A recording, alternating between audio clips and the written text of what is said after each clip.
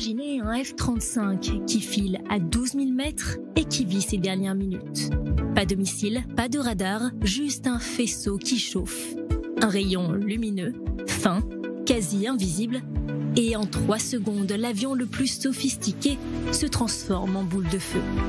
Ça ressemble à de la science-fiction, peut-être, et c'est déjà un avant-goût de ces 10 prochaines années.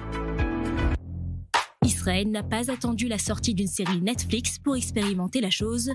Ore-Eitan, le système de Rafael, a déjà intercepté des drones en conditions réelles. Le coût d'un tir, pas des dizaines de milliers ni même des milliers de shekels, mais 3 shekels environ. Moins cher qu'une heure de stationnement. Autant dire que le ratio coût-efficacité change de camp. Mais attention, la portée reste limitée et il faut plusieurs secondes de chauffe pour neutraliser une cible. Face à plusieurs cibles simultanées, le système fatigue. Et pendant ce temps, dans le reste du monde, les États-Unis, comme toujours, ont essayé en premier. Un laser monté sur un Boeing 747 a réussi à abattre un missile balistique. Puis le projet a été abandonné, faute de budget. Depuis, il travaille sur des versions miniatures, véhicules blindés, navires, drones. La Chine, elle, ambitionne de tirer des lasers depuis des sous-marins et de brûler des satellites en orbite. La Russie affirme posséder des capacités anti-satellites laser. Des preuves tangibles, il y en a peu. Un avion de chasse, c'est un bloc de titane et de fibres de carbone qui vole à 9000 mètres à des vitesses supersoniques avec un blindage thermique et des capteurs. Alors quelles sont les chances qu'un faisceau laser de 100 kW comme celui d'Ore-Eitan parvienne à l'endommager? Les chances sont faibles pour l'instant. Aux États-Unis, on parle déjà de lasers à 300 voire 500 kW. Certes, il faut quelques secondes de brûlage ciblé, mais ce n'est plus de la science-fiction. Des scénarios opérationnels sont déjà à l'étude.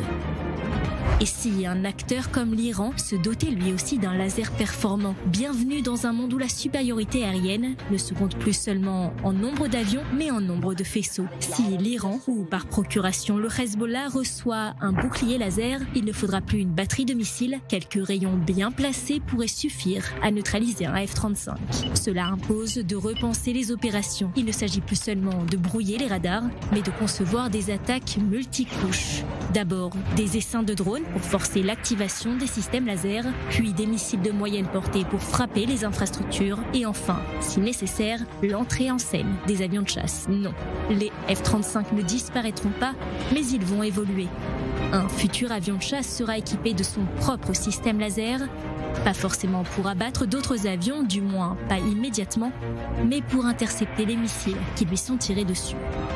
Et pour la suite, des affrontements laser contre laser. Là, un bon pilote ne suffira plus, il faudra un bon programmeur. Le laser deviendra une carte de plus et parfois la carte maîtresse dans le champ de bataille de demain. Ce n'est pas la fin de l'ère de la supériorité aérienne, c'est le début d'une ère nouvelle.